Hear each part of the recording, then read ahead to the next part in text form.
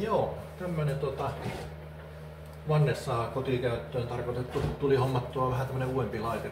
Tää oikeastaan on tämä oikeastaan ollut varastohyvillä 20 vuotta, mutta sitä ei vaan kukaan ostanut, niin minä päätin ostaa sitten tämän laitteen ja tämä on IKH, eli IKH kautta maahan tuoma laite, ja kyllähän nämä teki Kiinassa valmistetaan, mutta ihan päteviä vehkeitä nämä silti on. Että tässä alun perin tuli puuterää mukana, mutta mä oon tähän nyt vaihtanut tämmöisen metalliterän, vähän tihempi hampaisen terän, niin täällä näkee tää luukussa. Mä ne laitoin uuden terän paikalleen tänne, ja se on terän vaihtoa suhteellisen helppo homma, että tästä vaan nämä suojarajoittimet otetaan ensin, ruuvataan auki täältä pois ja sitten vähän löysätään tätä yläkautta tätä terän kiristysruuvia, että se löystyy tämä yläkela, ja sitten se terä vaan otetaan pois täältä ja uutta pannaan tilalle sitten päinvastaisessa järjestyksessä. Tää on kyllä ollut ihan näppärä peli. Tarkoitus olisi tuossa alumiinia, tämmöistä 5 millin alumiinia nyt ihan ruveta sahaamaan. Tässä on nyt tämmönen tiheämpi hampainen terä, niin se ottaa paremmin kiinni tämmöisellä puuterällä. Tätä ei kannata ruveta vetämään, mutta jos on tämmöistä 14 hammasta per tuumaa kohden, niin se on ihan sopiva tämmöiseen alumiinisahaukseen. Ja tuossa vähän testailinkin alun perin, niin mä näytän tämmöisen pikkupätkän, miten se sahaus tämmöiseen alumiiniin ottaa myöten. Mutta ihan pätevän oloinen vehe näyttää kyllä olevan, että alle 100 pintaa tämä maksu. Ei ole kyllä kallis, käyttää ihan normaali verkkovirtaa. Teriä kannattaa tosiaan, mitä minä itse huomasin, niin kannattaa tilata Kiinasta. Ne on niin paljon halvempia siellä ne terät. Ihan samanlaisia yhtä kestäviä teriä kuin täällä Suomessa. Niin katsotaan seuraavaksi videolla, niin miten mä leikkaan alumiinia. Niin lähtee kyllä ihan näppärästi.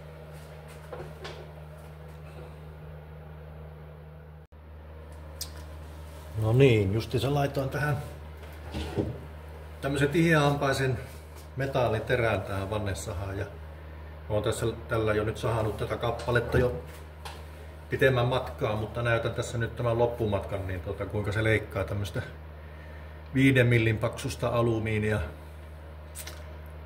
Näyttää ihan hyvältä. En olisi uskonut, että 5 saa per terä, niin Kiinasta niin tämmöisiä teriä, jotka tuolla on ihan päteviä teriä.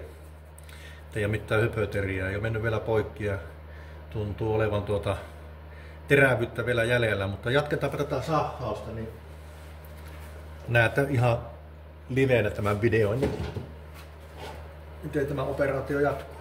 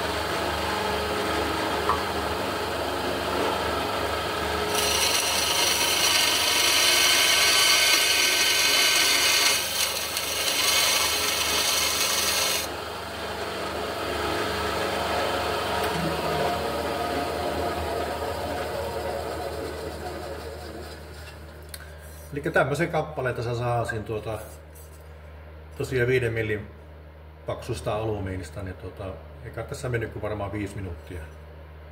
Alle 10 minuuttia kuitenkin, niin tuli kyllä ihan näppärästi. Eikä yhtään terää lämpene, ei kappaleessa ole minkäänlaista lämpöä. Mä ensin mietin, että pitääkö käyttää jotakin jäähdytysnestettä apuna, mutta ei todellakaan. Että tää meni kyllä ihan... Muistaa vaan sen, että kun alumiinia tällä tiheämpihampaisella TPI 14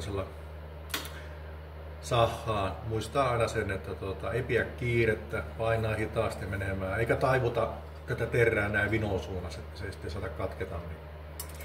Niin onnistuu kyllä oikein hyvin tämmönen alumiinisahaus. Rauta- ja terässahauksehan tätä ei ole sovellettu, mutta ihan näin käytännön kokemuksen kautta ja muutenkin nyt on saanut tietää, että alumiinia voi sahata myös vannesahalla, jopa näin paksusta alumiinia. En ehkä paksumpaa lähtisi laittamaan, mutta tämä 5 millinen on vielä semmoinen kipuraja, että pystyy ihan hyvin täysin sahaamaan. Niin, tää oli kyllä ihan hyvä oppitunti itsellekin, että en ole alumiinia ennen saanut tämmöistä paksua, vähän tämmöisellä uudemmalla laitteella.